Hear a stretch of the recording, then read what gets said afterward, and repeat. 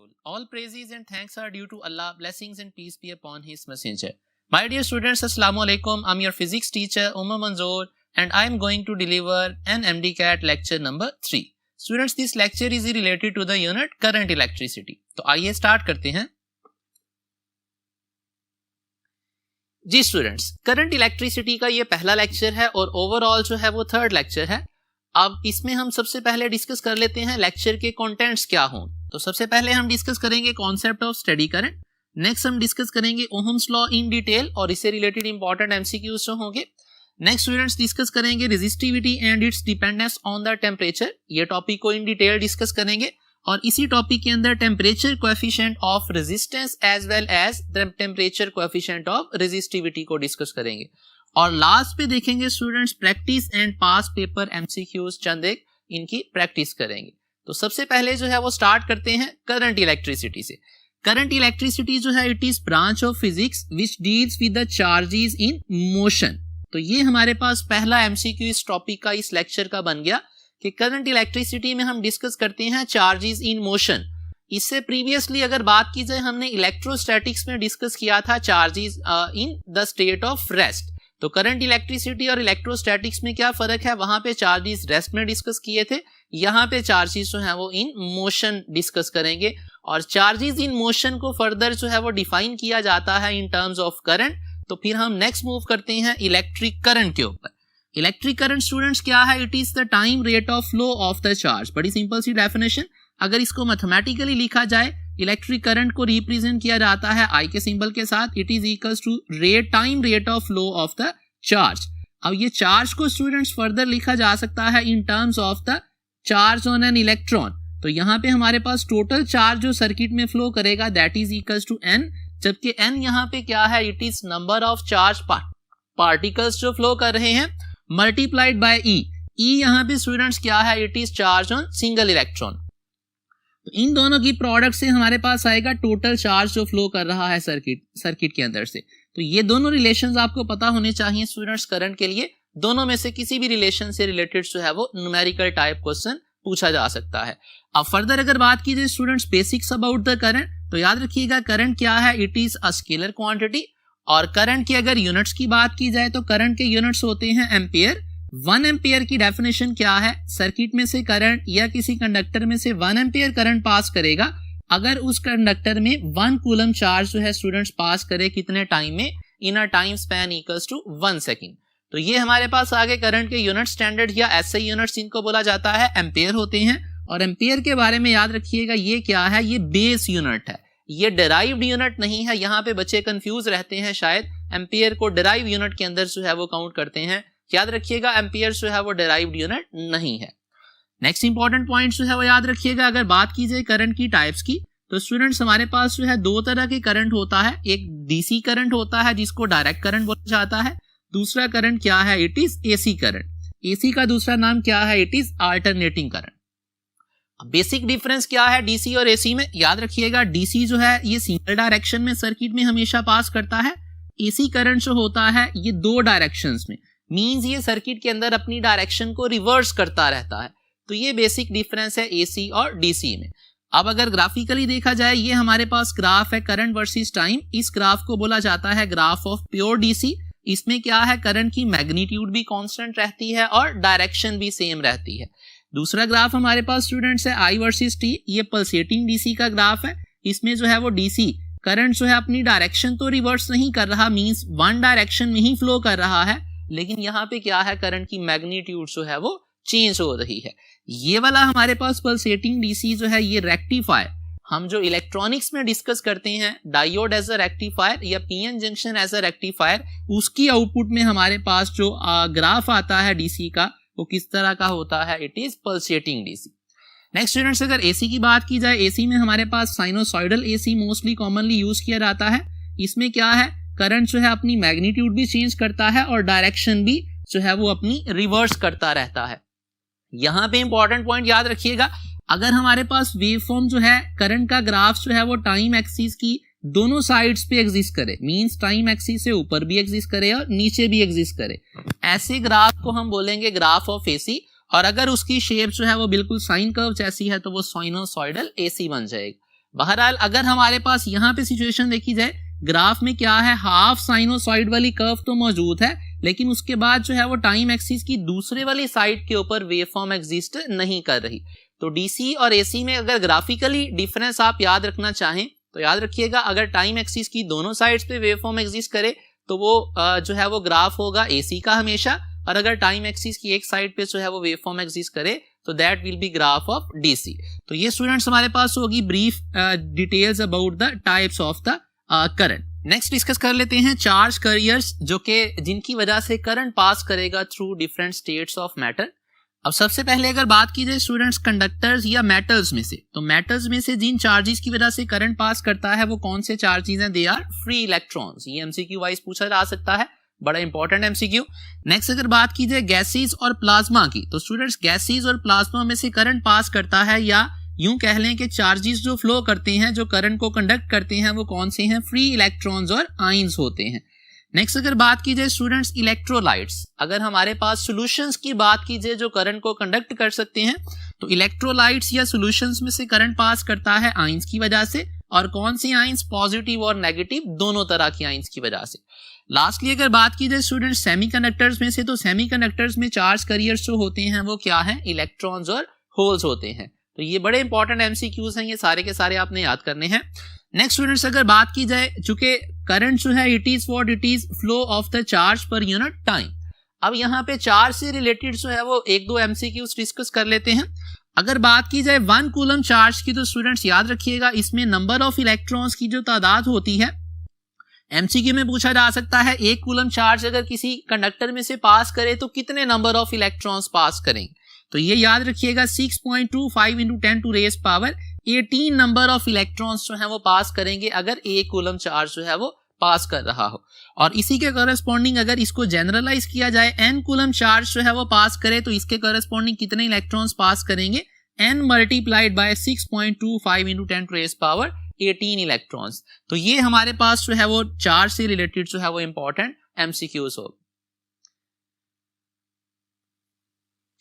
जी students, अब हम discuss कर लेते हैं जी सर्किट के अंदर करंट जो है वो डायरेक्शन के पर्सपेक्टिव में कौन सी डायरेक्शन चूज कर सकता है। दो तरह के करंट हैं स्टूडेंट करंट के डायरेक्शन के पर्सपेक्टिव में। एक करंट है कन्वेंशनल करंट। कन्वेंशनल करंट याद रखिएगा फ्लो करता है high potential terminal towards low potential terminal. High potential अमूमन जो है वो बैटरी का क्या है? पॉजिटिव टर्मिनल है, और लो पोटेंशियल क्या है? It is negative terminal.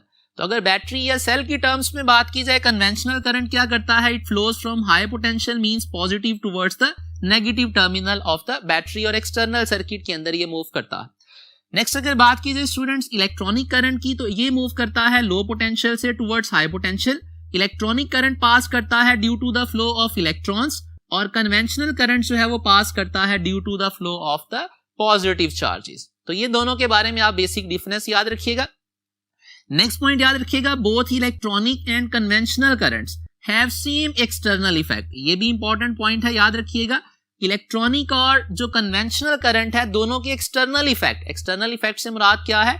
Current जब पास करता है किसी भी कंडक्टर में से तो एक हीटिंग इफेक्ट प्रोड्यूस करता है, दूसरा इंपॉर्टेंट जो करंट का इफेक्ट होता है that is the magnetic effect, और थर्ड इंपॉर्टेंट इफेक्ट क्या है? That is the chemical effect. अब याद रखिएगा करंट के एक्सटर्नल इफेक्ट्स जो होंगे वो कन्वेंशनल और इलेक्ट्रॉनिक दोनों कंडक्टर्स के लिए, दोनों करंट्स के लिए क्या होंगे? सेम होंगे। नेक्स्ट बात कर लेते हैं current through the metallic conductors. अब मेटेलिक कंडक्टर्स में से हमें पता है एक्चुअल करंट कौन सा पास करता है? इलेक्ट्रॉनिक करंट पास करता है। और इलेक्ट्रॉनिक करंट कौन सा है? जो इलेक्ट्रॉन्स की वजह से पास करता है। ये याद रखिएगा यहाँ पे इंपॉर्टेंट पॉइंट। नेक्स्ट याद रखिएगा electrons moves against the electric field. यहाँ पे ये फॉर एग्जांपल एक कंडक्टर है, इस कंडक्टर के इस एंड को बैटरी के पॉजिटिव से कनेक्ट कर दिया, इस एंड को किससे कनेक्ट कर दिया? बैटरी के नेगेटिव टर्मिनल से। अब सर्किट के अंदर होगा क्या स्टूडेंट्स? अगर इलेक्ट्रिक फील्ड की बात की जाए तो इस कंडक्टर के इनसाइड इलेक्ट्रिक फील्ड एस्टेब्लिश होगा पॉजिटिव टर्मिनल से टुवर्ड्स द नेगेटिव टर्मिनल। तो ये इलेक्ट्रिक फील्ड हो गया लेफ्ट से राइट साइड की तरफ एस्टेब्लिश। अब अगर बात करें चार्ज कैरियर्स जिन्होंने करंट कंडक्ट करना है, चार्ज कैरियर कौन से हैं? मेटल्स में से पास करते हैं फ्री इलेक्ट्रॉन्स। तो ये इलेक्ट्रॉन्स जो हैं ये ब्लू कलर में यहाँ पे रिप्रेजेंटेड है, ये मूव करेंगे नेगेटिव टर्मिनल से, रिपेल होंगे, पॉजिटिव की तरफ अट्रैक्ट होंगे। तो होगा क्या? इनकी डायरेक्शन ऑफ मोशन और इलेक्ट्रिक फील्ड के दरमियान एंगल कितना होगा? ये इंपॉर्टेंट एमसीक्यू याद रखिएगा, एंगल होगा 180 डिग्री या वेलोसिटी की डायरेक्शन जो है वो क्या होगी, अपोजिट होगी as compare to that of electric field. Next students बात कर लेते हैं यहाँ पे करंट कैरिंग कंडक्टर जो है उसका अगर स्टेटस डिस्कस किया जाए तो याद रखिएगा करंट कैरिंग कंडक्टर हमेशा क्या होता है, it is electrically neutral. Electrically neutral क्यों होता है, बड़ी सिंपल सी लॉजिक, अगर यहाँ पे इस कंडक्टर की बात की जाए, यहाँ से लेट से एक इलेक्ट्रॉन जो है वो बैटरी के पॉजिटिव टर्मिनल की तरफ मूव करता है, तो इस कंडक्टर के ऊपर क्या हो गया, इस कंडक्टर में नंबर ऑफ इलेक्ट्रॉन्स की तादाद पहले से क्या हो गई, ओरिजिनल जो कंडीशन थी उससे क्या हो गई, एक अमाउंट से कम हो गई। तो होना क्या चाहिए, अगर इलेक्ट्रॉन्स की तादाद कम हुई तो इस कंडक्टर के ऊपर पॉजिटिव नेट चार्ज आना चाहिए। लेकिन eight the very same time होता क्या है, जितने नंबर ऑफ इलेक्ट्रॉन्स यहां से बैटरी के पॉजिटिव टर्मिनल में एंटर होते हैं, उतने ही number of electrons negative terminal से क्या है, इस कंडक्टर के अंदर एंटर हो जाते हैं। तो एज अ होल जो है अगर कंडक्टर की बात की जाए, कंडक्टर का स्टेटस क्या होता है, कंडक्टर ऑलवेज रिमेन्स न्यूट्रल। तो ये भी इंपॉर्टेंट एमसीक्यू याद रखिएगा। नेक्स्ट बात कर लेते हैं, जब इलेक्ट्रॉन्स यहां से करंट को कंडक्ट करेंगे तो वो जिस वेलोसिटी से मूव करेंगे उसको नाम दिया जाता है स्टूडेंट्स ड्रिफ्ट वेलोसिटी का। और ड्रिफ्ट वेलोसिटी जो है इसका एक्सप्रेशन याद रखिएगा, ये बराबर होती है current divided by NEA। N यहाँ पे नंबर ऑफ पार्टिकल्स हैं जो मूव कर रहे हैं, ई एक पार्टिकल का चार्ज है जो कि चार्ज ऑन एन इलेक्ट्रॉन के बराबर होता है, ए क्या है यहाँ पे, area of cross section of the conductor. Next इसी फॉर्मूले को अगर रिप्लेस किया जाए करंट को in terms of potential difference and resistance, तो यहाँ पे ये रिलेशन आ जाएगा, drift velocity is equals to potential difference divided by NEA into resistance of the conductor. Next students यहाँ पे डिस्कस कर लेते हैं ड्रिफ्ट वेलोसिटी क्या होती है, it is of the order of 10 to raise पर -3 मीटर पर सेकंड। इसकी वैल्यू जो है of the order of 10 to raise पर -3 मीटर पर सेकंड होती है। इसका ये हरगिज मतलब नहीं कि एग्जैक्ट वैल्यू जो है वो 10 टू रेज पर -3 होगी। 10 टू रेज पर -3 के कोई भी मल्टीपल साथ में मौजूद होगा, मींस टू से दैट कि वेलोसिटी जो होगी उसकी वैल्यू क्या होगी, 1 × 10 टू रेज पर -3 हो सकती है, 2 × 10 टू रेज पर -3 हो सकती है, एंड सो ऑन। नेक्स्ट याद रखिएगा ड्रिफ्ट वेलोसिटी किसी भी पर्टिकुलर सिचुएशन के अंदर इसकी वैल्यू क्या होती है, कांस्टेंट होती है या यूनिफॉर्म होती है। नेक्स्ट स्टूडेंट्स याद रखिएगा ड्रिफ्ट वेलोसिटी का रिलेशन करंट के साथ डायरेक्ट है और अप्लाइड पोटेंशियल डिफरेंस के साथ डायरेक्ट है, प्रोवाइडेड दैट बाकी सारे के सारे पैरामीटर्स जो ऊपर वाले फॉर्मूलाई हैं उनमें क्या रखे जाएं, कांस्टेंट रखे जाएं। लास्ट पे देखिएगा स्टूडेंट्स ड्रिफ्ट वेलोसिटी जो है इसका रिलेशन अगर रेजिस्टेंस के साथ बात की जाए तो रेजिस्टेंस के साथ ड्रिफ्ट वेलोसिटी का रिलेशन क्या होता है, इट इज इनवर्स। तो यहाँ पे हमारे पास हो गए ड्रिफ्ट वेलोसिटी से रिलेटेड चंद एक इंपॉर्टेंट पॉइंट्स। अब हम स्टूडेंट्स डिस्कस कर लेते हैं important MCQs related to the electric current. तो यहाँ पे देखिएगा पहला MCQ, electric device sends 100 coulomb charge through a conductor in 20 second. अब हमारे पास चार्ज गिवन है, हमारे पास क्या है, टाइम की वैल्यू गिवन है। पूछा गया है द करंट फ्लोइंग, तो करंट कितना फ्लो करेगा, सिंपली स्टूडेंट्स यूज करेंगे I is equals to Q/T। Q की वैल्यू यहाँ पे क्या है, इट इज 100 कूलम, ये वैल्यू 100 कूलम आ गई, और टाइम की वैल्यू क्या है, इट इज 20 सेकेंड्स। तो 100 को 20 पे डिवाइड करेंगे तो करंट की वैल्यू स्टूडेंट्स क्या आ जाएगी, इट विल बी 5 एम्पियर, और 5 एम्पियर क्या है, it is option alpha. Next students देखिएगा अगला MCQ, current through metals is due to. अब मेटल्स में से करंट अभी हमने डिस्कस किया किसकी वजह से पास करता है, एक्चुअल करंट जो है it is because of electrons. तो इसका मतलब है मेटल्स में से करंट जो है वो किसकी वजह से फिर पास करेगा, फ्री इलेक्ट्रॉन्स की वजह से। तो सारी ऑप्शंस में से फिर करेक्ट आंसर क्या बना, it is option alpha. Next MCQ देखिएगा स्टूडेंट्स हमारे पास क्या है, 1 × 10 टू रेज पर 7 इलेक्ट्रॉन्स। ये इलेक्ट्रॉन्स की हमें क्या गिवन है, इलेक्ट्रॉन्स की हमें तादाद यहाँ पे दे दी गई। तो इतने नंबर ऑफ इलेक्ट्रॉन्स जो है पास करते हैं through a conductor in 1 micro second. Time कितना है, it is 1 micro second. Current in micro amperes, important wording क्या है, करंट की वैल्यू हमने फाइंड करनी है माइक्रो एम्पियर्स में। एम्पियर्स के अंदर स्टूडेंट्स करंट की वैल्यू नहीं पूछी गई बल्कि किसमें पूछी गई है, माइक्रो एम्पियर्स में। तो इसको हम यूज करते हैं relation I is equals to, हमारे पास Q/T का रिलेशन था। अब Q की जगह पे स्टूडेंट्स यहाँ पे प्लग इन किया जा सकता है N मल्टीप्लाइड बाय E। तो जब इसकी जगह NE पुट करेंगे तो हमारे पास करंट बराबर आएगा NE डिवाइडेड बाय T। अब यहाँ पे N की जगह पे नंबर ऑफ इलेक्ट्रॉन्स जो पास कर रहे हैं उनकी तादाद पुट कर देते हैं 10 टू रेज पर 7। E की जगह charge on single electron that is 1.6 × 10 to raise power -19 divided by time students कितना गिवन है, it is 1 micro second, means to say 10 to raise पर -6 सेकेंड। तो ये वैल्यूज प्लग इन करेंगे। अब यहाँ पे 10 टू रेज पावर्स को अगर सॉल्व किया जाए स्टूडेंट्स तो हमारे पास क्या बनेगा, ये 10 टू रेज पावर +7, ये -6 10 टू रेज पावर जब न्यूमिनेटर में जाएगी तो ये +6 बन जाएगी, +6 ये वाली पावर और +7 ये मिलके बना देंगे +13। +13 को जब सिंप्लीफाई करेंगे इस -19 वाली पावर के साथ तो हमारे पास आ जाएगा 10 टू रेज पावर -6। तो क्या बनेगा answer 1.6 into 10 to raise power -6 ampere. अब 10 टू रेज पावर -6 एम्पियर किसके बराबर होगा? This will be equals to micro ampere. इसका मतलब है हमारे पास आंसर आएगा 1.6 माइक्रो एम्पियर। 1.6 माइक्रो एम्पियर किस ऑप्शन में मौजूद है स्टूडेंट्स? अब यहाँ पे देखिएगा 10 टू रेज पावर -6 है, यहाँ पे क्या है 10 टू रेज पावर -3 है, यहाँ पे 10 टू रेज पावर 0 है। 10 टू रेज पावर 0 का मतलब क्या है? इसका मतलब सिंपली 1 है। और यूनिट्स क्या पूछे गए थे स्टेटमेंट के अंदर बोले गए थे माइक्रो एम्पियर्स। तो माइक्रो एम्पियर्स अंडरस्टूड है सारी ऑप्शंस के साथ मौजूद है। तो इसका मतलब है हमारा जो आंसर यहाँ पे करेक्ट होगा that will be answer Charlie. जी स्टूडेंट्स, नेक्स्ट हमारे पास जो टॉपिक है that is Ohm's law, very important topic. अब ओहम्स लॉ के अंदर हम क्या डिस्कस करते हैं? ओहम्स लॉ के अंदर हम डिस्कस करते हैं current passing through the conductor और अप्लाइड पोटेंशियल डिफरेंस का रिलेशन डिस्कस करते हैं। तो ओहम्स ने क्या बोला था? उसने कहा था जी current passing through the conductor is directly proportional to the applied potential difference provided that क्या चीज कांस्टेंट रहे?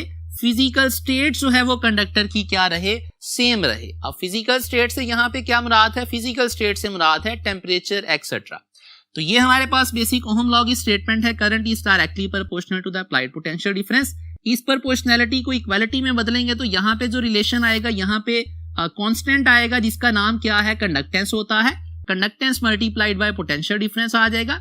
यहाँ से स्टूडेंट्स अगर पोटेंशियल डिफरेंस को सेपरेट करें तो कंडक्टेंस इस साइड पे आकर डिवाइड होगी, बनेगी situation current divided bye conductance. अब 1 ओवर कंडक्टेंस जो है ये बाद में भी देखेंगे। 1 ओवर कंडक्टेंस या रेसिप्रोकल ऑफ कंडक्टेंस बराबर होता है रेजिस्टेंस के। तो यहाँ पे हमारे पास भी रिलेशन क्या बनेगा? V is equals to I into R। R यहाँ पे क्या है? रेजिस्टेंस ऑफ द कंडक्टर है, या इसको बोला जाता है ये यहाँ पे इस रिलेशन में क्या है? कांस्टेंट ऑफ प्रोपोर्शनैलिटी के तौर पे अपीयर हुआ। यहाँ पे स्टूडेंट्स याद रखिएगा एक्चुअल ओहम्स लॉ के अंदर जो कांस्टेंट ऑफ प्रोपोर्शनैलिटी था वो कंडक्टेंस थी, लेकिन हमारी बुक के अंदर अगर देखा जाए तो कांस्टेंट ऑफ प्रोपोर्शनैलिटी के तौर पे किसको ट्रीट किया गया है? रेजिस्टेंस को ट्रीट किया गया है। तो ये भी यहाँ पे एमसीक्यू याद रखिएगा, अगर constant of proportionality Ohm's law का पूछे तो ओहम्स लॉ के अंदर रेजिस्टेंस को as a constant of proportionality treat किया जाता है according to our book. Next students बात कर लेते हैं ओहम्स लॉ जो है ये क्या है? It is analogous to the second law of motion. Second law of motion में हम रिलेशन डिस्कस करते थे फोर्स, मास और एक्सेलरेशन का। ओहम्स लॉ में हम डिस्कस करते हैं रिलेशन पोटेंशियल डिफरेंस जो कि फोर्स के एनालॉगस के तौर पे अपीयर होता है, और अगर बात की जाए मास के एनालॉगस के तौर पे तो मास के एनालॉगस के तौर पे यहाँ पे रेजिस्टेंस जो है वो बिहेव करती है, और अगर बात एक्सेलरेशन के पर्सपेक्टिव में की जाए तो एक्सेलरेशन का एनालॉगस करंट बनता है। तो ये भी एमसीक्यू वाइज याद रखिएगा। अब यहाँ पे अगर रिलेशन देखा जाए V अगर अननोन हो तो V फाइंड करना है तो करंट और रेजिस्टेंस को मल्टीप्लाई करना पड़ेगा इस रिलेशन के अकॉर्डिंग। अगर स्टूडेंट्स हमने फाइंड करना हो करंट की वैल्यू तो करंट की वैल्यू फाइंड करने के लिए क्या करना पड़ेगा? V और R को डिवाइड करना पड़ेगा इसी रिलेशन से सिंप्लीफाई करके। और अगर रेजिस्टेंस की वैल्यू फाइंड करनी हो तो रेजिस्टेंस के लिए क्या है? पोटेंशियल डिफरेंस अप्लाइड और करंट को डिवाइड करना पड़ेगा। तो ये तीनों तरह से रिलेशन जो है न्यूमेरिकल पर्सपेक्टिव में आपको यूज करना आना चाहिए। नेक्स्ट स्टूडेंट्स देखिएगा रेजिस्टेंस जो कि यहाँ पे कांस्टेंट ऑफ प्रोपोर्शनैलिटी था।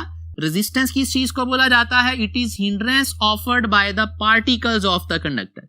ये क्या है? जो चार्ज पार्टिकल्स मूव करना चाहते हैं कंडक्टर में से, उन चार्ज पार्टिकल्स के रास्ते में जो भी हिंड्रेंस आएगी, उन चार्ज पार्टिकल्स के रास्ते में हिंड्रेंस जो आएगी उसको नाम दिया जाता है रेजिस्टेंस ऑफ द कंडक्टर का। अब इसको यहाँ पे समझ लेते हैं। हमारे पास स्टूडेंट्स ये क्या है? इलेक्ट्रॉन्स हैं जो मूव करना चाह रहे हैं, इनको ड्राइव करने वाली जो फोर्स है वो क्या है? अप्लाइड पोटेंशियल डिफरेंस है।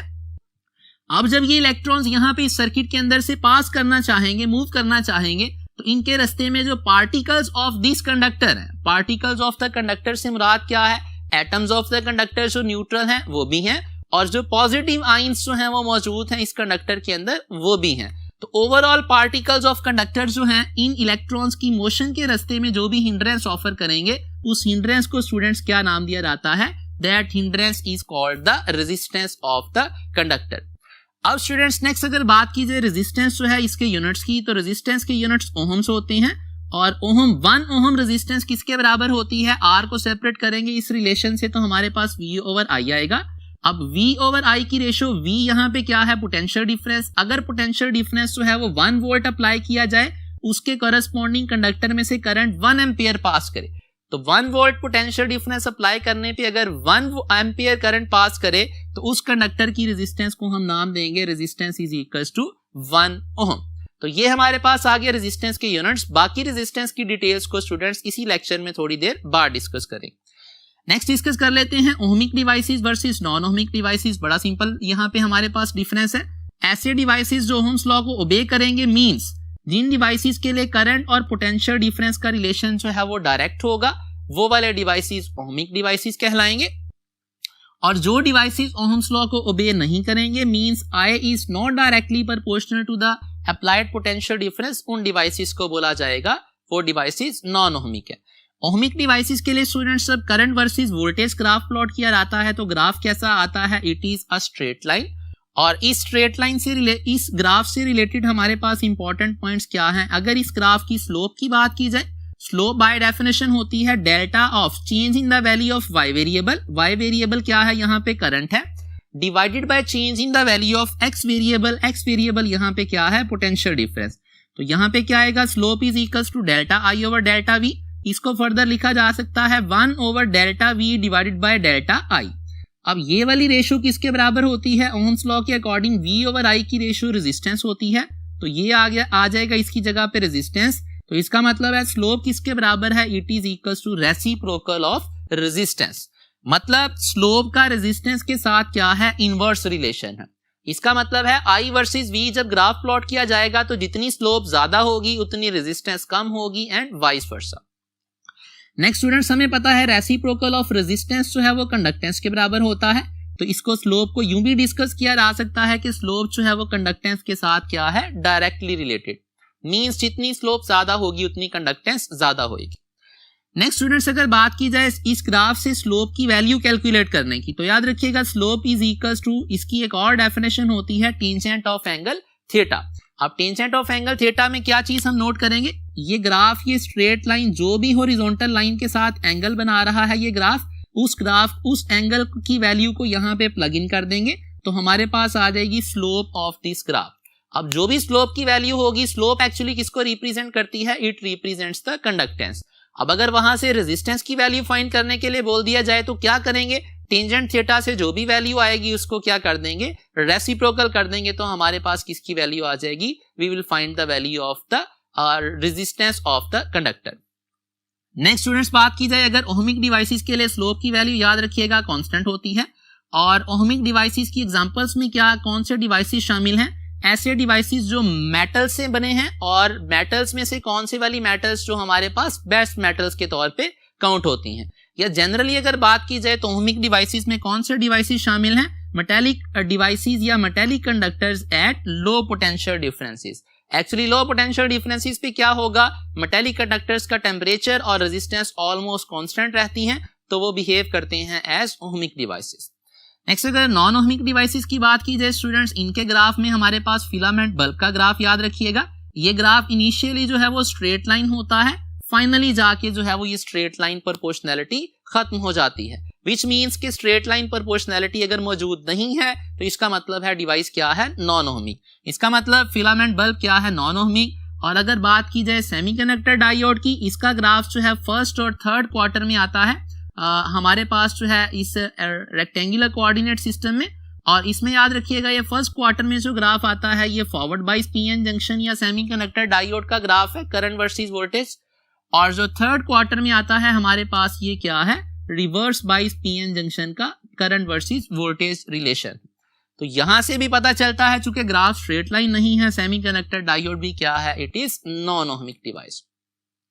नेक्स्ट यहाँ पे भी अगर बात की जाए इन ग्राफ्स के लिए भी स्लोप किसको रिप्रेजेंट करेगी, रेसिप्रोकल ऑफ रेजिस्टेंस, या डायरेक्टली किसको रिप्रेजेंट करेगी, कंडक्टेंस को। और इन ग्राफ्स के लिए क्या होगा हमारे पास, स्लोप की वैल्यू, रेजिस्टेंस की वैल्यू और कंडक्टेंस की वैल्यू, कोई भी वैल्यू कांस्टेंट नहीं होगी। कांस्टेंट अगर वैल्यू आएगी स्लोप की या रेजिस्टेंस की या कंडक्टेंस की तो डिवाइस ओहमिक बनेगा, अगर कांस्टेंट नहीं होगी तो डिवाइस क्या बनेगा, नॉन ओहमिक बनेगा।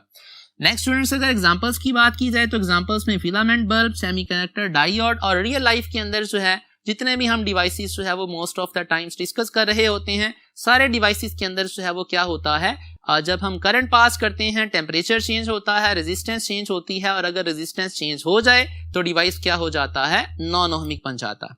यहाँ पे स्टूडेंट्स ओहमिक डिवाइसेस में एक और पॉइंट यहाँ पे याद रखिएगा, हमारे पास अगर दो ग्राफ यहाँ पे दिए जाएं, मीन्स टू से ये एक ग्राफ है दैट इज ग्राफ 1 और दूसरा ग्राफ यहाँ पे और एक और कंडक्टर के लिए दे दिया जाए दैट इज ग्राफ 2। पहले वाले ग्राफ का एंगल हॉरिजॉन्टल लाइन के साथ θ1 है, दूसरे वाले ग्राफ का एंगल हॉरिजॉन्टल लाइन के साथ क्या है, इट इज θ2। अब अगर हमें कह दिया जाए यहाँ पे रेजिस्टेंसेस की रेशियो फाइंड करें इन दोनों डिवाइसेस के लिए, तो हम क्या करेंगे, इन दोनों डिवाइसेस के लिए रेजिस्टेंसेस की रेशियो फाइंड करने के लिए क्या करेंगे, tangent θ2 divided by tangent θ1। Tangent of angle θ2 की वैल्यू गिवन है, θ1 की वैल्यू गिवन है, जस्ट हम क्या करेंगे, इनकी वैल्यूज यहाँ पे प्लग इन कर देंगे तो हमारे पास जो है R1 रेशियो R2 आ जाएगी। अब यहाँ पे जरा नोट कीजिएगा, रेजिस्टेंसेस की रेशियो बराबर है थीटास की इनवर्स रेशियो और साथ में क्या है, उनका टेंजेंट भी लेना है। ये रिलेशन ऐसे क्यों है, यहाँ पे बड़ी सिंपल सी बात, स्लोप चूंकि टेंजेंट थीटा के डायरेक्टली बराबर थी और स्लोप का रिलेशन रेजिस्टेंस के साथ क्या था, इनवर्स था, तो इसका मतलब है R1 रेशियो R2 करेंगे तो दूसरी साइड पे क्या आएगा, tangent of angle θ2 divided by tangent of angle θ1। तो यहाँ पे सिंपली क्या करेंगे, ये एंगल्स की वैल्यूज प्लग इन करेंगे, हमारे पास जो है रेजिस्टेंसेस की रेशियो उसकी वैल्यू कैलकुलेट की जा सकती है। जी स्टूडेंट्स, नेक्स्ट हमारे पास जो टॉपिक है that is combination of the resistors. अब यहाँ पे हम कॉम्बिनेशंस डिस्कस करते हैं, टिपिकली कौन कौन से, सीरीज कॉम्बिनेशन और दूसरा क्या है, पैरेलल कॉम्बिनेशन। सीरीज कॉम्बिनेशन में रेजिस्टर्स जो हैं वो एंड टू एंड कनेक्टेड होते हैं, मींस हमारे पास रेजिस्टर्स जो हैं वो क्या है, रेजिस्टर R1 का एक एंड R2 के साथ, R2 का जो दूसरा एंड होगा वो R3 एंड सो ऑन। जितने भी नंबर ऑफ रेजिस्टर्स हैं वो क्या है, एंड टू एंड कनेक्टेड हैं एक दूसरे के साथ।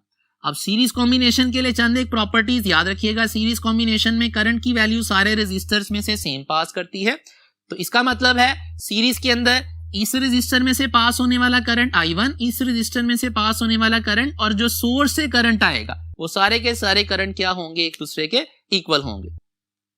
नेक्स्ट याद रखिएगा, अगर सीरीज सर्किट के अंदर इक्विवेलेंट रेजिस्टेंस फाइंड करनी हो तो इक्विवेलेंट रेजिस्टेंस के लिए R इक्विवेलेंट किसके बराबर होता है, sum of the individual resistances. Next relation यहाँ पे याद रखिएगा, अगर हमारे पास सीरीज सर्किट के अंदर n रेजिस्टर्स कनेक्टेड हो, हर एक रेजिस्टर की रेजिस्टेंस जो है वो स्टूडेंट्स R हो, तो टोटल रेजिस्टेंस किसके बराबर होगी, it is equals to n multiplied by R। तो ये भी इंपॉर्टेंट यहाँ पे याद रखिएगा।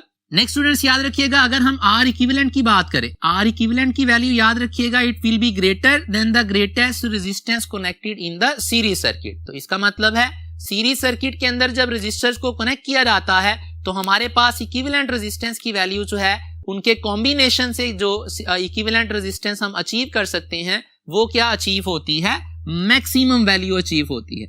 तो ये भी एक एमसीक्यू के तौर पे पूछा जा सकता है कि रेजिस्टेंसेस को किस फैशन में कनेक्ट किया जाए कि उनकी वैल्यू मैक्सिमम अचीव की जा सके। तो याद रखिएगा, सीरीज फैशन में जब रेजिस्टेंसेस को कनेक्ट किया जाता है उनका जो इक्विवेलेंट आता है वो मैक्सिमम रेजिस्टेंस होती है। तो ये इंपॉर्टेंट पॉइंट याद रखिएगा यहाँ पे। नेक्स्ट स्टूडेंट्स याद रखिएगा, अगर टोटल पोटेंशियल जो इस बैटरी का है इसको अगर यहाँ पे एनालाइज किया जाए, it will be equals to sum of the potential differences या sum of the potential drops across individual resistors.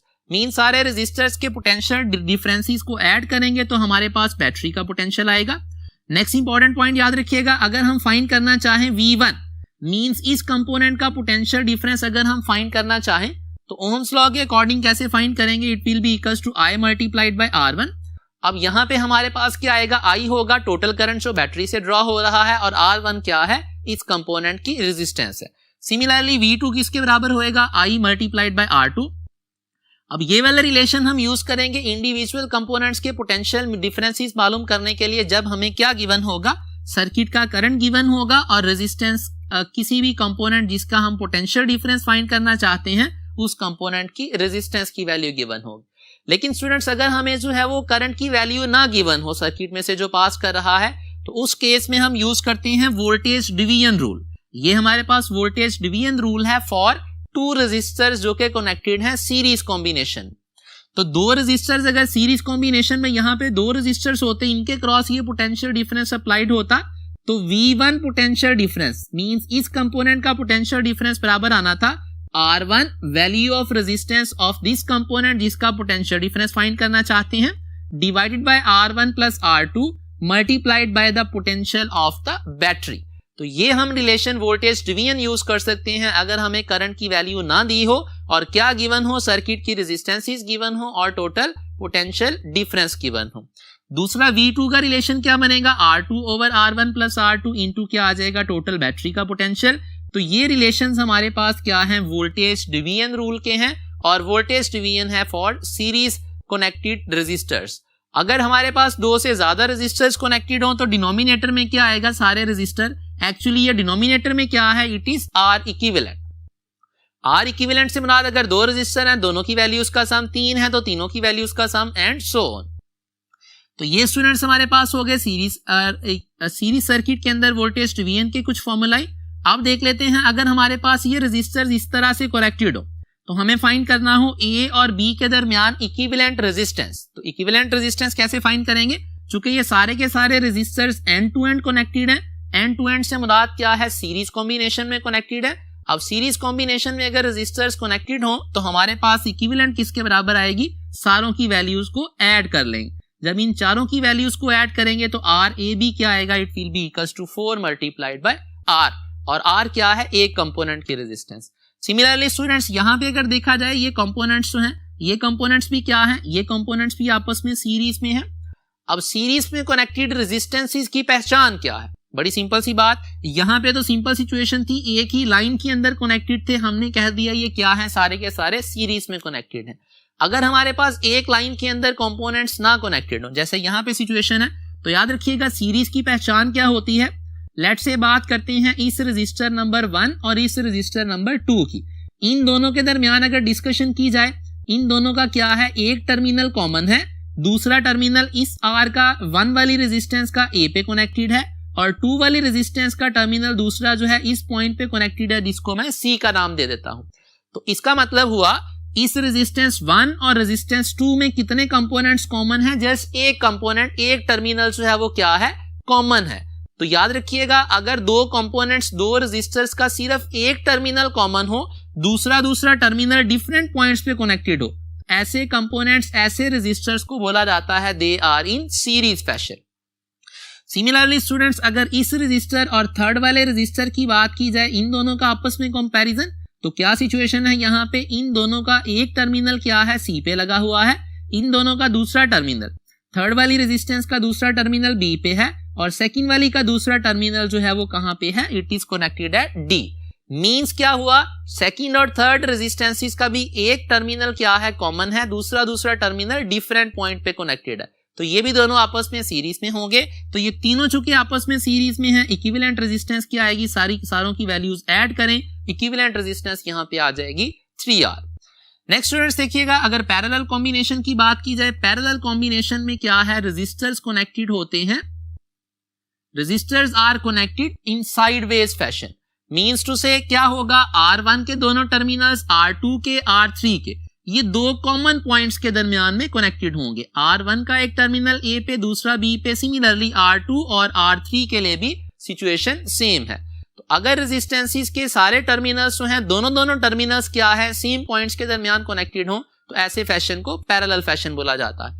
Parallel fashion में याद रखिएगा स्टूडेंट्स हमारे पास पोटेंशियल डिफरेंसेस जो हैं वो सेम होते हैं और हर कंपोनेंट का पोटेंशियल डिफरेंस किसके बराबर होगा, to the applied potential difference, that is the potential difference of the battery. Next students याद रखिएगा अगर पैरेलल में इक्विवेलेंट रेजिस्टेंस फाइंड करनी हो तो हम फॉर्मूला यूज करते हैं 1/RE is equals to 1/R1 plus 1/R2 plus up to so on. तो यहां से अगर हम बात करें शॉर्टकट्स की, तो अगर n number of resistors connected हो, हर रेजिस्टर की रेजिस्टेंस R के बराबर हो, मींस इक्वल वैल्यूज के अगर n रेजिस्टर्स कनेक्टेड हो पैरेलल में, तो इक्विवेलेंट रेजिस्टेंस कैसे आएगी, it will be equals to R divided by n। Means एक रेजिस्टर की वैल्यू को नंबर ऑफ रेजिस्टर से डिवाइड करेंगे तो इक्विवेलेंट रेजिस्टेंस आ जाएगी।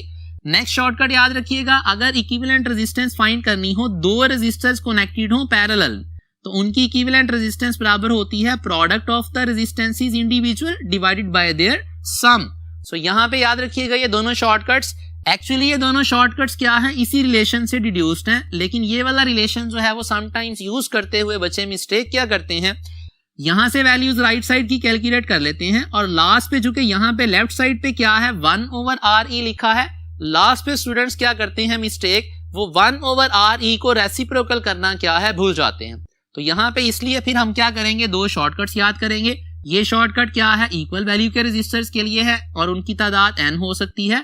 ये वाला फॉर्मूला जो है ये जस्ट दो रेजिस्टर्स के लिए जो पैरेलल में कनेक्टेड है उनके लिए एप्लीकेबल है।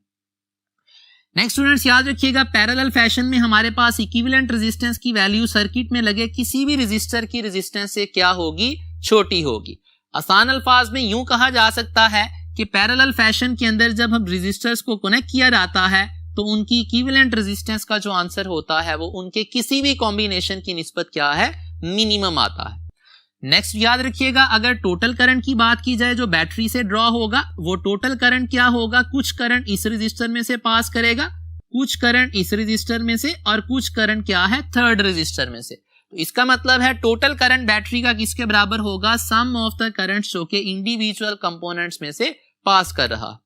नेक्स्ट देखिएगा, अगर I1 इस कंपोनेंट का करंट निकालना हो तो ओहम्स लॉ के अकॉर्डिंग V/R1 से निकाला जा सकता है, I2 क्या आएगा, V/R2 से निकाला जा सकता है। लेकिन ये तब हम रिलेशन यूज करेंगे करंट के लिए जब हमें पोटेंशियल डिफरेंस गिवन हो और कंपोनेंट की रेजिस्टेंस गिवन हो। लेकिन स्टूडेंट्स अगर हमें जो है वो पोटेंशियल डिफरेंस ये वाला बैटरी का ना गिवन हो, हमें गिवन हो सोर्स से आने वाला टोटल करंट, I करंट अगर हमें प्रोवाइड कर दिया जाए और रेजिस्टेंसेस की वैल्यूज प्रोवाइड कर दी जाए, तो यहाँ पे दो रेजिस्टर्स के लिए सिर्फ हम डिस्कस करेंगे, तीन के लिए डिस्कशन की जरूरत नहीं है।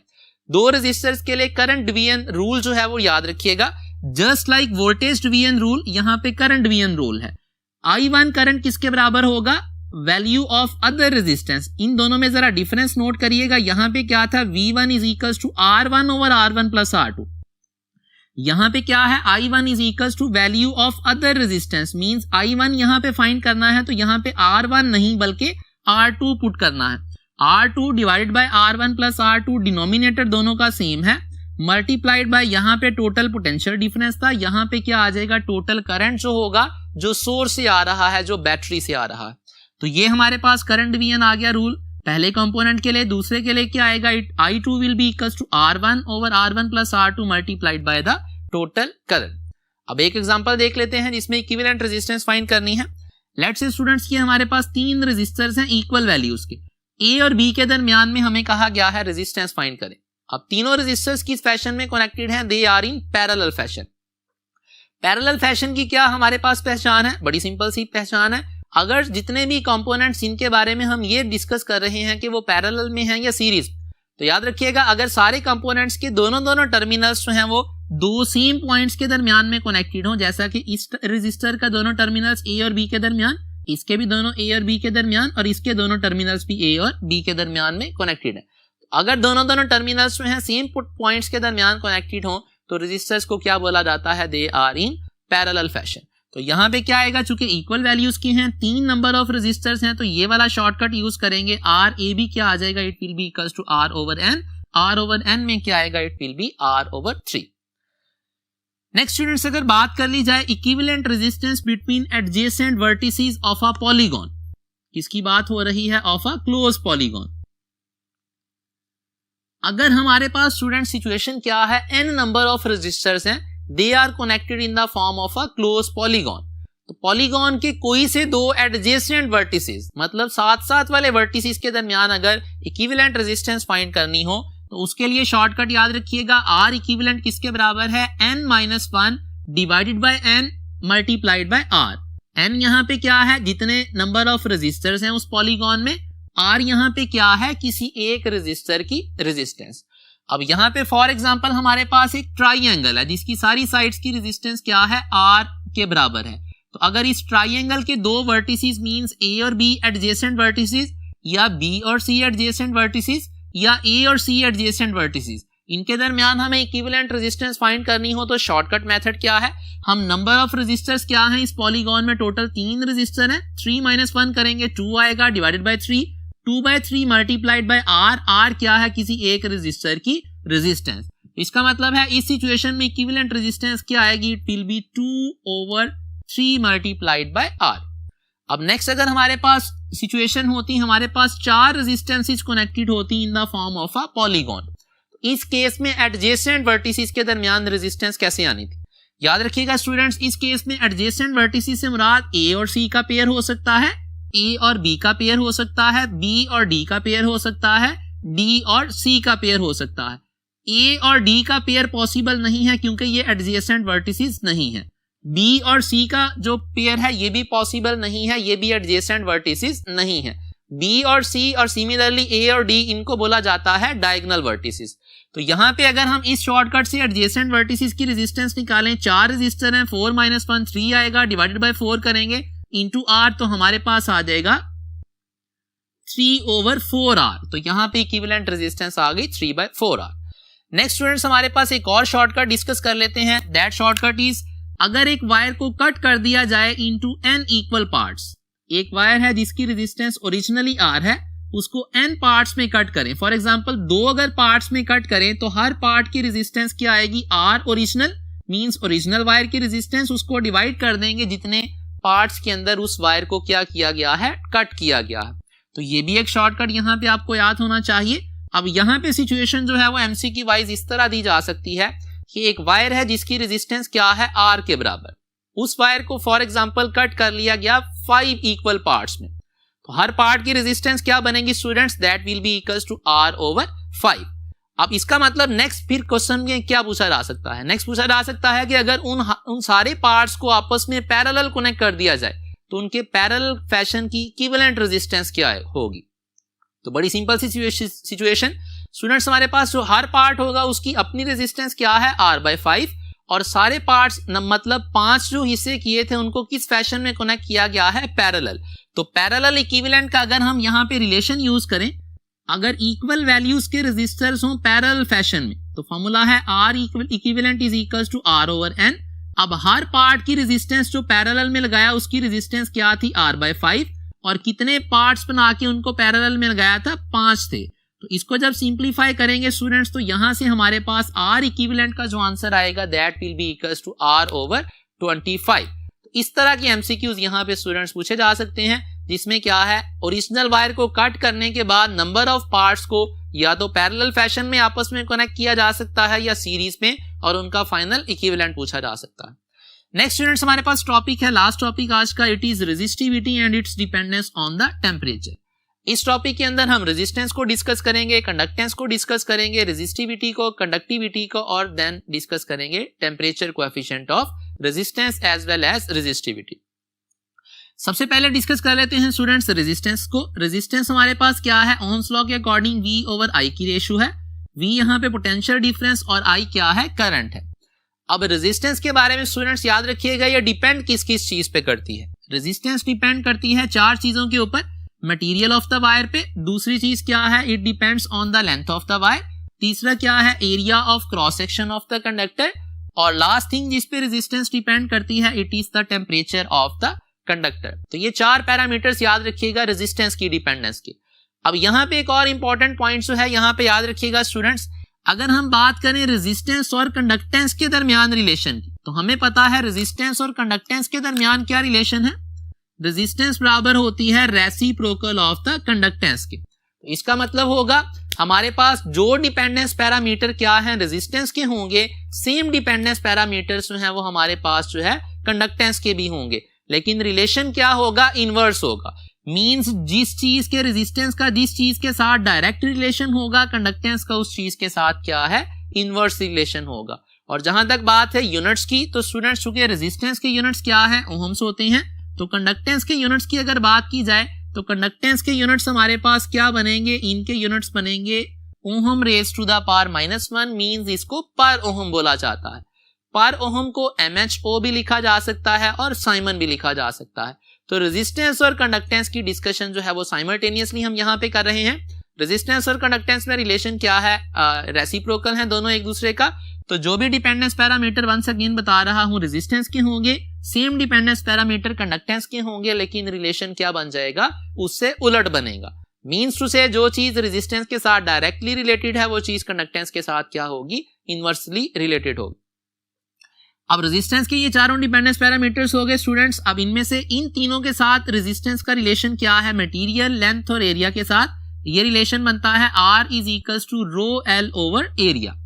अब यहाँ पे रो क्या है students, it is constant of proportionality, जिसको रेजिस्टिविटी या स्पेसिफिक रेजिस्टेंस का नाम दिया जाता है।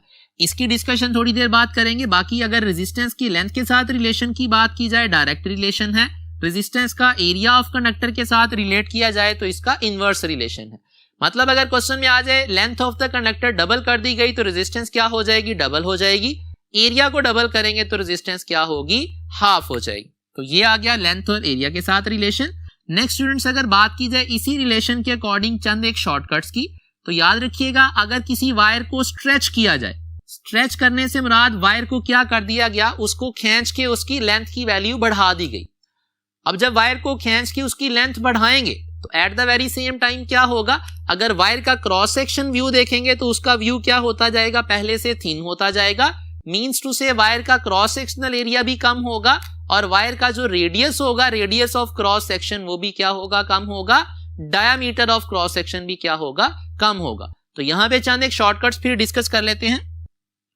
अगर स्टूडेंट्स वायर को स्ट्रेच किया जाए और उसकी लेंथ जो है वो n टाइम्स हो जाए ओरिजिनल लेंथ के, तो इस केस में शॉर्टकट याद करिएगा, रेजिस्टेंस जो होगी स्ट्रेच्ड वायर की, it will be equals to n square times the resistance of the original wire. Means to say अगर वायर को स्ट्रेच किया गया such that its length becomes double of the initial value, तो इसका मतलब n की जगह 2 पुट करेंगे। यहाँ पे 2 पुट करेंगे तो शॉर्टकट से फाइनल वायर की रेजिस्टेंस क्या आएगी, 2 square times the original resistance, that means 4 times the original resistance. Next students अगर बात की जाए हमारे पास वायर को स्ट्रेच करने से एरिया जो है वो n टाइम्स पहले से कम हो जाए, मीन्स एरिया लेट से हाफ हो गया, तो हाफ एरिया से मुराद क्या है, क्या लिखा जाएगा, इसको लिखा जा सकता है a/2। मतलब n की वैल्यू यहाँ पे क्या काउंट होगी, 2 काउंट होगी रादर देन 1/2। ये कंफ्यूजन यहाँ पे आपके माइंड में आ सकती है, तो मैं इसको एलिमिनेट कर रहा हूं। याद रखिएगा जब एरिया को बोला जाए कि एरिया हाफ हो गया या 1/3 हो गया, तो जो भी डिनोमिनेटर के अंदर नंबर आ रहा है वो n की वैल्यू होगी रादर देन 1/that नंबर। तो ये यहाँ पे इंपॉर्टेंट पॉइंट याद रखिएगा। अगर वायर को स्ट्रेच किया जाए एरिया a/n हो तो स्ट्रेच्ड वायर की रेजिस्टेंस होगी n square times r। Means ये दोनों शॉर्टकट्स क्या हैं, सेम है। नेक्स्ट देखिएगा अगर लास्टली हमारे पास स्टूडेंट्स क्या हो, वायर को स्ट्रेच किया जाए और उसका रेडियस r/n हो जाए, तो रेडियस जब r/n होगा मींस लेट से रेडियस हाफ हो गया, तो n की वैल्यू क्या काउंट होगी, अगेन 2 काउंट होगी। तो उस केस में स्ट्रेच्ड वायर की रेजिस्टेंस बराबर होगी n raise to the power, अब 2 नहीं आएगा, अब आएगा 4 multiplied by resistance of the original wire. तो ये तीनों शॉर्टकट्स याद रखिएगा। फॉर एग्जांपल इस शॉर्टकट के अंदर हमारे पास कहता है रेडियस हाफ हो गया, जब रेडियस हाफ होगा तो n की वैल्यू क्या काउंट होगी, 2 काउंट होगी। यहाँ पे 2 पुट करेंगे तो स्ट्रेच्ड वायर की रेजिस्टेंस आएगी 2 raise to the power 4 times original resistance, that means stretched wire की रेजिस्टेंस आएगी 16 मल्टीप्लाइड बाय r। तो ये आपको यहाँ पे शॉर्टकट्स याद होने चाहिए। यही वाला शॉर्टकट डायामीटर के लिए भी यूज किया जा सकता है। अगर डायामीटर r ओरिजिनल डायामीटर का n टाइम्स डिक्रीज हो जाए तो अगेन यहाँ पे यही रिलेशन यूज करेंगे in order to find the value of resistance of the stretched wire. Next students बात कर लेते हैं रेजिस्टेंस टेम्परेचर पे भी चूंकि डिपेंड करती है, तो टेम्परेचर के साथ क्या रिलेशन है। याद रखिएगा कंडक्टर्स के लिए रेजिस्टेंस का रिलेशन टेम्परेचर के साथ डायरेक्ट है, सेमीकंडक्टर्स के लिए रेजिस्टेंस का रिलेशन टेम्परेचर के साथ क्या है, इनवर्स है। मतलब सेमीकंडक्टर्स में रेजिस्टेंस जो है टेम्परेचर के बढ़ने से कम होगी, कंडक्टर्स में रेजिस्टेंस टेम्परेचर बढ़ने से बढ़ेगी। अब इनका रिलेशन अगर बात की जाए, change in the value of resistance का रिलेशन विद द टेम्परेचर, तो ये रिलेशन 2 आप याद करेंगे।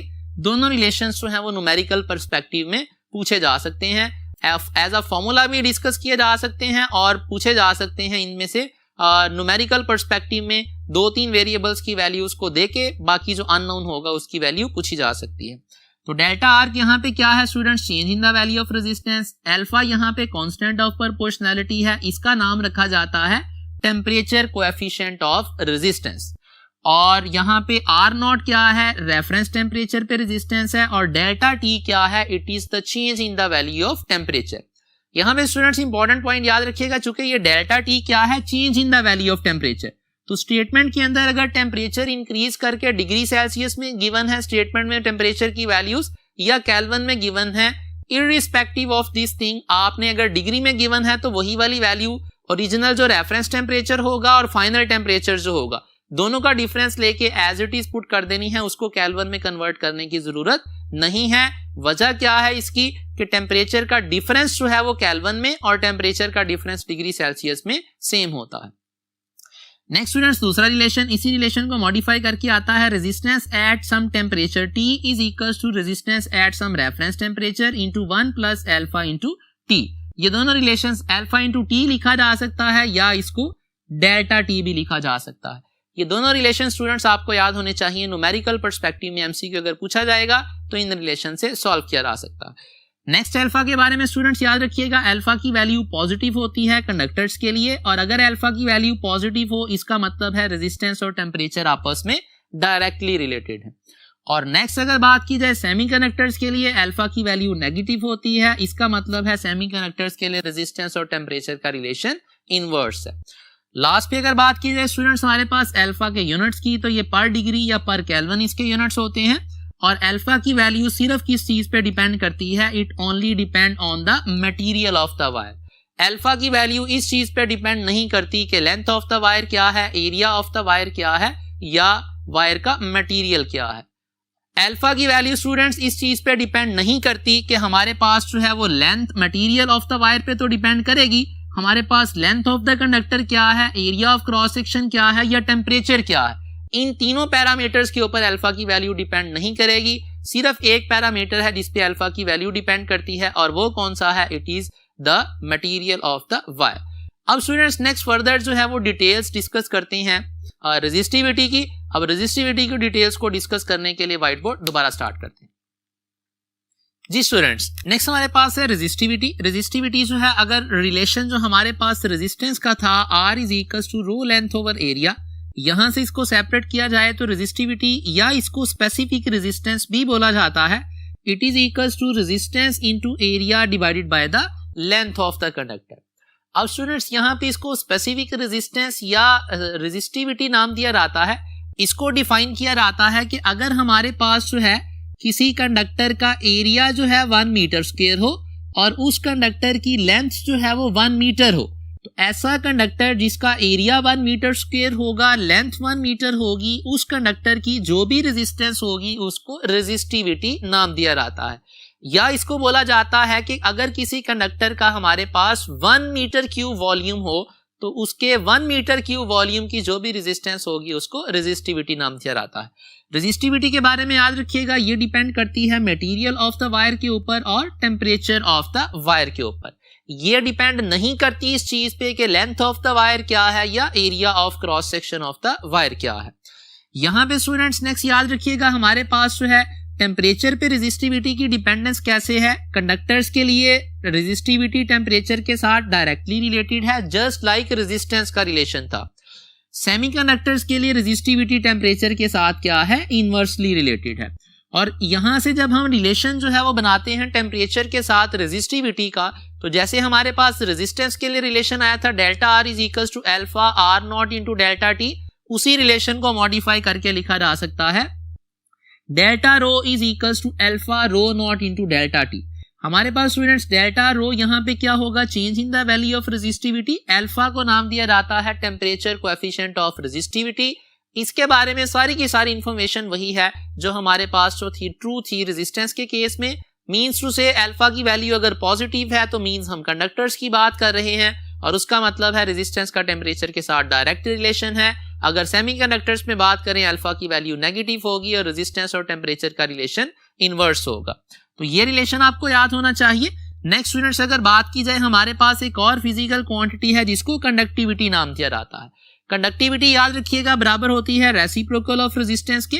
तो इसके यूनिट्स क्या होंगे, जो हमारे पास रेजिस्टिविटी के यूनिट्स हैं, यहाँ से अगर हम रेजिस्टिविटी के यूनिट्स फाइंड करें वो ओहम इंटू मीटर बनेंगे और कंडक्टिविटी के यूनिट फिर क्या बन जाएंगे, पर ओहम पर मीटर। पर ओहम को लिखा जा सकता है MHO या इसको लिखा जा सकता है साइमन भी। तो हमारे पास फिर कंडक्टिविटी के यूनिट्स क्या बनेंगे, reciprocal to that of resistivity. अब चूंकि कंडक्टिविटी रेजिस्टिविटी का रेसिप्रोकल है तो जो डिपेंडेंस पैरामीटर रेजिस्टिविटी के हैं सेम डिपेंडेंस पैरामीटर्स जो हैं वो क्या होंगे, कंडक्टिविटी के भी होंगे। लेकिन रिलेशन क्या होगा, जैसे हमने रेजिस्टेंस और कंडक्टेंस के बारे में बोला था, रिलेशन जो होगा रेजिस्टेंस के डिपेंडेंस पैरामीटर का कंडक्टेंस के साथ जब रिलेट करेंगे तो रिलेशन क्या हो जाएगा, जो रिलेशन डायरेक्ट था वो इनवर्स हो जाएगा एंड वाइस वर्सा। सेम चीज यहाँ पे कंडक्टिविटी के लिए भी ट्रू है, जो रिलेशन रेजिस्टिविटी का जो है किसी पैरामीटर के साथ डायरेक्ट है वो कंडक्टिविटी के लिए क्या बन जाएगा, इनवर्स बन जाएगा। नेक्स्ट स्टूडेंट्स याद रखिएगा, कॉपर और सिल्वर और एडिंग टू दिस गोल्ड भी जो है ये क्या है, बेस्ट कंडक्टर्स के तौर पे काउंट होते हैं। और बेस्ट कंडक्टर्स जो हैं वो क्या करते हैं, मिनिमम रेजिस्टेंस और रेजिस्टिविटी सर्किट में ऑफर करते हैं। नेक्स्ट पॉइंट अगर बात की जाए स्टूडेंट्स हमारे पास कॉपर के लिए, तो ये ग्राफ याद रखिएगा, resistivity versus temperature graph. Initially ये स्ट्रेट लाइन होता है, उसके बाद इसकी जो है वो ग्राफ की शेप जो है वो स्ट्रेट लाइन से मॉडिफाई होके कर्व में बदल जाती है। तो ये ग्राफ जो है रिलेशन शो करता है कॉपर के लिए, रेजिस्टिविटी टेम्परेचर के बढ़ने से क्या होती है, इनिशियली लीनियरली बढ़ती है और कुछ देर के बाद क्या है उसका रिलेशन नॉन लीनियर हो जाता है। यहाँ पे स्टूडेंट्स एक दो और पॉइंट्स याद रखिएगा, ये जो अल्फा पैरामीटर है, अल्फा का नाम टेम्परेचर कोएफिशिएंट ऑफ रेजिस्टिविटी इस रिलेशन में है और प्रीवियस में क्या था, टेम्परेचर कोएफिशिएंट ऑफ रेजिस्टेंस था। याद रखिएगा अगर हमारे पास दो कंडक्टर्स के लिए, दो मेटल्स के लिए रेजिस्टिविटी की वैल्यू सेम हो जाए, मींस इस रो की वैल्यू सेम हो जाए, तो उन दो मेटल्स को किस तरह से डिस्टिंग्विश किया जाता है ये एक एमसीक्यू में पूछा जाता है। तो याद रखिएगा अगर दो मेटल्स की रेजिस्टिविटी सेम हो जाए, उनको डिस्टिंग्विश करने के लिए हम टेम्परेचर कोएफिशिएंट ऑफ रेजिस्टिविटी या रेजिस्टेंस की हेल्प लेते हैं। डेफिनेटली फिर क्या होगा, अगर उनकी रेजिस्टिविटी सेम है तो अल्फा की वैल्यू क्लियरली उनकी फिर क्या होगी, डिफरेंट होगी। तो ये एक इंपॉर्टेंट पॉइंट यहां पे याद रखिएगा। जी स्टूडेंट्स, लास्ट पे चंद एक एमसीक्यूज और पास पेपर एमसीक्यूज डिस्कस करते हैं। तो पहला एमसीक्यू है, person has 5 resistors each of value R, find the ratio of maximum to minimum resistance by their combination. अब हमने ये लेक्चर में डिस्कस किया मैक्सिमम रेजिस्टेंस कब आती है, जब रेजिस्टर्स को सीरीज में लगाया जाता है। तो इसका मतलब है आर मैक्स की अगर बात की जाए सीरीज में लगाने से आएगी, और सीरीज में हमने कहा था अगर इक्वल वैल्यूज के रेजिस्टर हो तो फॉर्मूला क्या था, n मल्टीप्लाइड बाय आर। अब यहाँ पे चूंकि 5 रेजिस्टर हैं तो क्या आएगा, मैक्सिमम रेजिस्टेंस की वैल्यू 5R आ जाएगी। और अगर मिनिमम रेजिस्टेंस की बात की जाए, लेक्चर में डिस्कस किया हमने, मिनिमम रेजिस्टेंस कब आती है, जब रेजिस्टर्स पैरेलल में कनेक्टेड होते हैं। पैरेलल के केस में हमारे पास रेजिस्टेंस इक्विवेलेंट का फॉर्मूला क्या था, R/N वाला रिलेशन। तो R/N में N की जगह पे आ जाएगा 5। अब यहाँ पे सिंप्लीफाई करेंगे स्टूडेंट्स, ये R कैंसिल हो जाएगा इस R के साथ, 5 ऊपर जाके इससे मल्टीप्लाई होगा तो R max to R min की रेशो क्या आ जाएगी, इट विल बी 25। तो ये हमारे पास आ गया आंसर 40। नेक्स्ट स्टूडेंट्स हमारे पास क्वेश्चन है, copper wire has length and area L and A respectively, और इस वायर की इनिशियल रेजिस्टेंस जो है इट इज R। अब पूछा क्या है, if we half the length and diameter of the wire what will be the new resistance. अगर लेंथ भी हाफ कर दी जाए और डायमीटर भी हाफ कर दिया जाए तो पूछा गया है हमारे पास नई वायर की रेजिस्टेंस जो है वो क्या होगी। तो स्टूडेंट्स यहाँ पे हमें रिलेशन पता है, R is equals to rho length over area. Area को जब रिप्लेस किया जाता है students in terms of diameter, तो हम लिख सकते हैं rho length divided by pi D square over 4। अब रो भी कांस्टेंट है, पाई भी कांस्टेंट है, 4 भी कांस्टेंट है, तो हमारे पास फिर रिलेशन क्या बना, रिलेशन हमारे पास बना resistance is directly proportional to length, और resistance at the very same time diameter के साथ क्या है, डायामीटर के स्क्वायर के इनवर्सली रिलेटेड है। अब जरा यहां पे चेक कीजिएगा, हमारे पास क्या कहा गया, लेंथ की वैल्यू हाफ की गई। स्टेटमेंट में लेंथ की वैल्यू अगर हाफ करेंगे स्टूडेंट्स तो रेजिस्टेंस की वैल्यू क्या होनी है, लेंथ के हाफ करने से हाफ हो जानी है। नेक्स्ट अगर eight the very same time diameter को हाफ किया जाए तो डायामीटर के हाफ करने से स्टूडेंट्स क्या फर्क आना है, डायामीटर को जब हाफ करेंगे तो हमारे पास जो रेजिस्टेंस की वैल्यू है वो 4 टाइम्स पहले से इंक्रीज हो जानी है, क्योंकि रेजिस्टेंस का डायामीटर के स्क्वायर के साथ इनवर्स रिलेशन।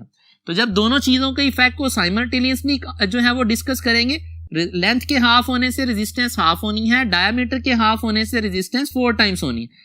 एक एरो कैंसिल हो गया इस एक एरो के साथ, तो रेजिस्टेंस के ऊपर नेट इफेक्ट क्या आ गया, वो आ गया रेजिस्टेंस की वैल्यू डबल हो जाएगी। तो इसका मतलब है इस क्वेश्चन का आंसर फिर क्या बन गया, इट इज चार्ली। दूसरा मेथड स्टूडेंट इसी क्वेश्चन को सॉल्व करने का क्या है, उसके लिए हम शॉर्टकट यहां पे नोट कर लेते हैं। R prime divided by R modified wire की resistance over original resistance is equals to, हमारे पास आ जाएगा length of the modified wire over diameter square of the modified wire divided by length of the original wire divided by diameter of the original wire का square. तो ये relation भी एक mathematical use किया जा सकता है इसी क्वेश्चन को सॉल्व करने के लिए। लास्ट क्वेश्चन आज के पेपर का, the resistance of the conductor whose IV graph is given. ये आईवी ग्राफ है, एंगल बन रहा है 45। अब वैल्यू हमने स्टूडेंट्स यहाँ पे फाइंड करनी है रेजिस्टेंस की। तो स्टूडेंट्स रेजिस्टेंस की वैल्यू अगर हमने फाइंड करनी है तो हमारे पास जो है स्लोप ऑफ दिस ग्राफ किसके बराबर होती थी, रेसिप्रोकल ऑफ रेजिस्टेंस। तो रेजिस्टेंस किसके बराबर होगी, it will B reciprocal of the slope. अब अगर स्लोप की बात की जाए तो स्लोप होती है टेंजेंट थीटा, थीटा की जगह पे प्लग इन कर दें 45, टेंजेंट 45 पे किसके बराबर होता है 1 के। तो रेजिस्टेंस की वैल्यू यहाँ पे क्या आ जाएगी 1 ओहम। सो इस क्वेश्चन का आंसर क्या बन गया, it is alpha. That is all from this lecture students. Hope so आपको सारे के सारा लेक्चर बड़ी डिटेल में समझ आ गया होगा। For further practice please consult step worksheets. अपना ख्याल रखिएगा। अल्लाह हाफिज, अस्सलाम वालेकुम।